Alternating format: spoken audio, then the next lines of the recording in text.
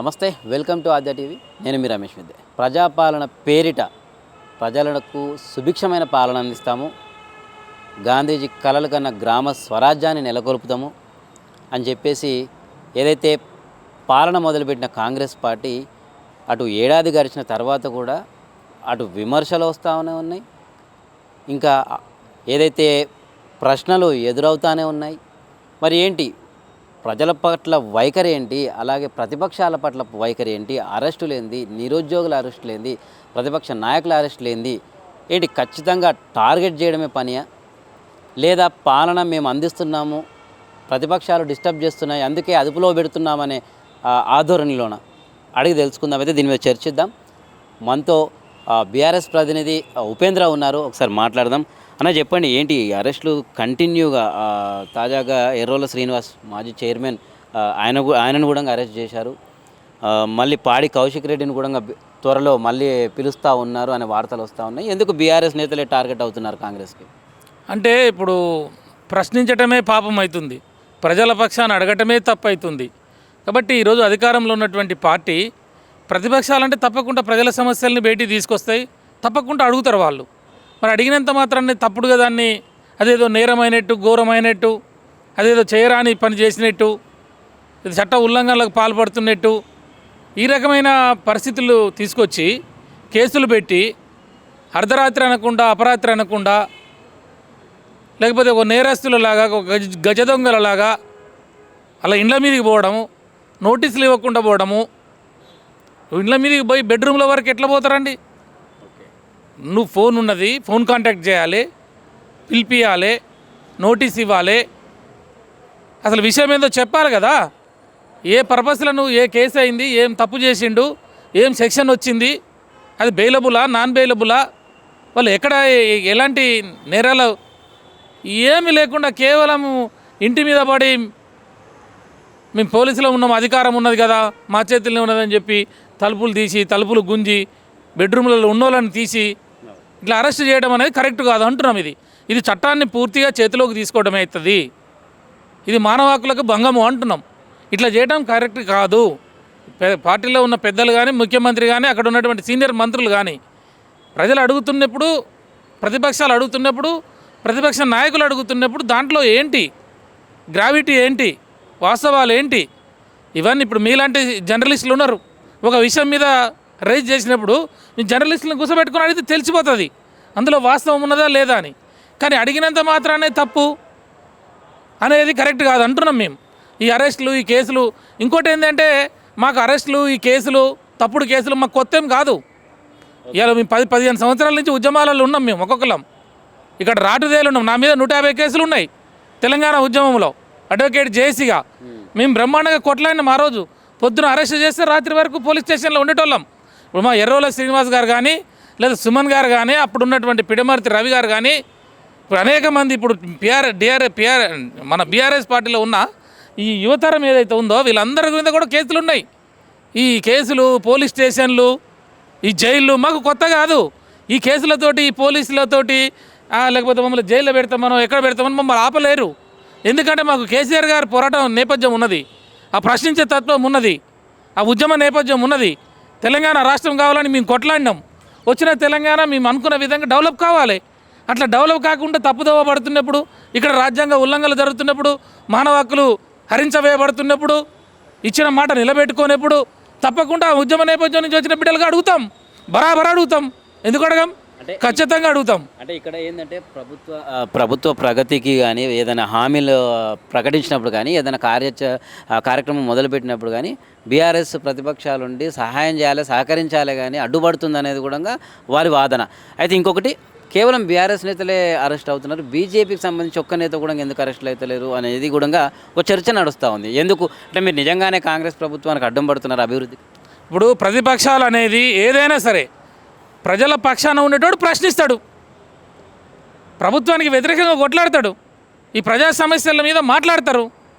దానికోసం అరెస్టులు అయినా అవుతారు, జైలుకైనా పోతారు, కొట్లాడతారు, ఏదైనా అవుతుంది. దీనికి నిదర్శనం ఏంటి? ప్రజల పక్షాన ఉన్న వాళ్ళు బీఆర్ఎస్ వాళ్ళు. కాబట్టి ఈరోజు అడుగుతున్నారు, కాబట్టి ఈరోజు ప్రశ్నిస్తున్నారు, కాబట్టి అరెస్టులు అవుతున్నాయి, కేసులు అవుతున్నాయి. కానీ నువ్వు చెప్పినట్టు బీజేపీ ఏదైతే ఉన్నదో వాళ్ళు ఎక్కడ రావట్లేదు, ఇక్కడ మాట్లాడటం లేదు, ఈ ప్రజల పక్షాన కొట్లాడటం లేదు, వాళ్ళకి ప్రతిపక్ష పాత్ర ఏం లేదు. బీజేపీ తెలంగాణ ఉద్యమంలో కూడా అట్లనే ఉన్నది, ఈరోజు గవర్నమెంట్ వచ్చిన తర్వాత కూడా అట్లనే ఉంటుంది. కాబట్టి మేము ఏమంటున్నాము, కాంగ్రెస్ పార్టీ, భారతీయ జనతా పార్టీ లోపాయికారిక ఒప్పందం ఉన్నదని చెప్పేసి ఏదైతే ప్రజలలో నానుతున్నదో వాళ్ళు సరైనటువంటి ఇష్యూస్ మీద రావట్లే.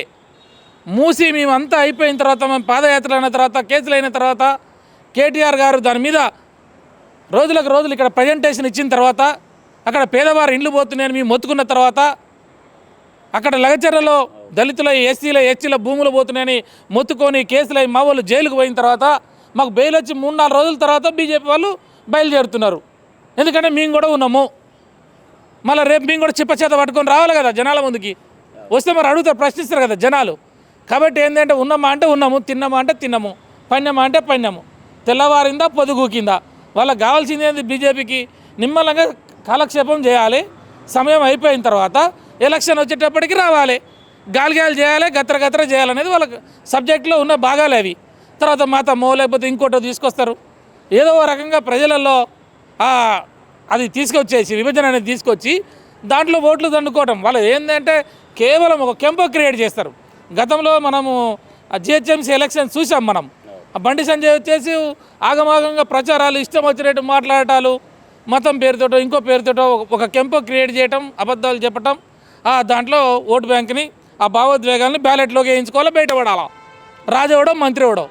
కాబట్టి ఇప్పుడు వాళ్ళకి అంత అవసరం లేదు.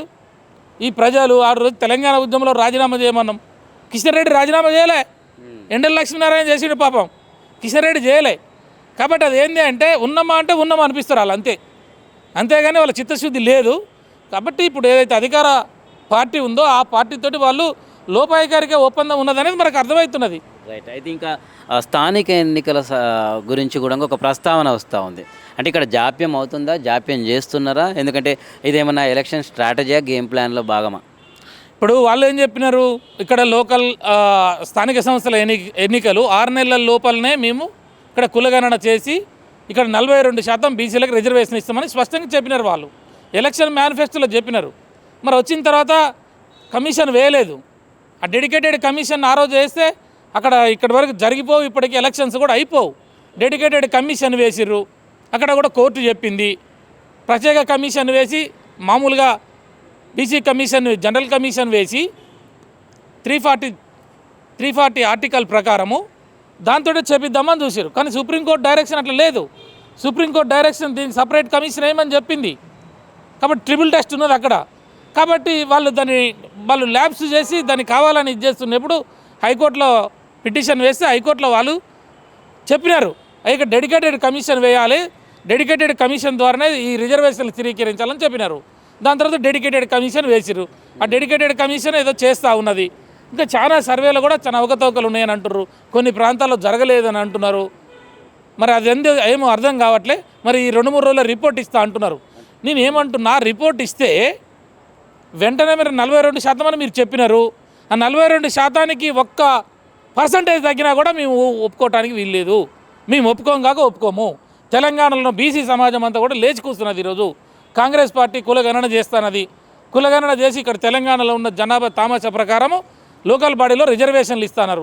బీసీలలో కూడా మళ్ళీ ఏబిసిడి చేస్తున్నారు. అక్కడ కూడా ఎంబీసీలు ఉన్నారు, సంచార జాతులు ఉన్నారు.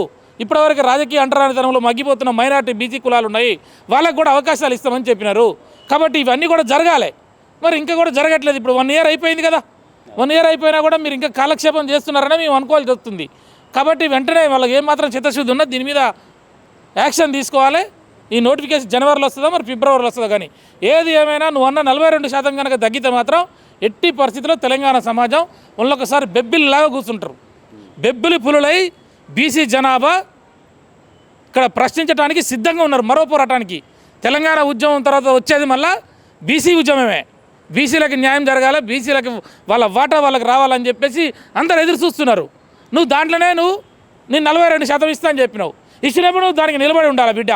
నువ్వు కనుక నిలబడకపోతే నీ పార్టీని రాబోయే ఎలక్షన్లో ఒకవేళ నువ్వేమన్నా తొండి చేస్తే, వాళ్ళకి ఏమైనా తక్కువ చేస్తే, వాళ్ళని ఏమైనా మోసం చేస్తే ఈ కాంగ్రెస్ పార్టీని లోకల్ బాడీ ఎలక్షన్లో చీరి చింతగట్టడానికి సిద్ధంగా ఉన్నారు.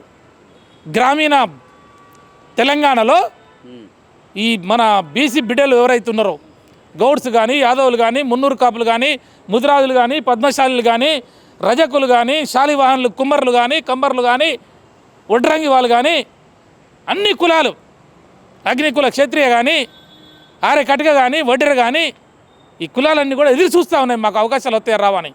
నువ్వు కనుక తొండి చేసి మోసం చేయాలని చూస్తే ఈ కాంగ్రెస్ పార్టీని మాత్రం కథం పట్టిస్తారని చెప్తున్నా.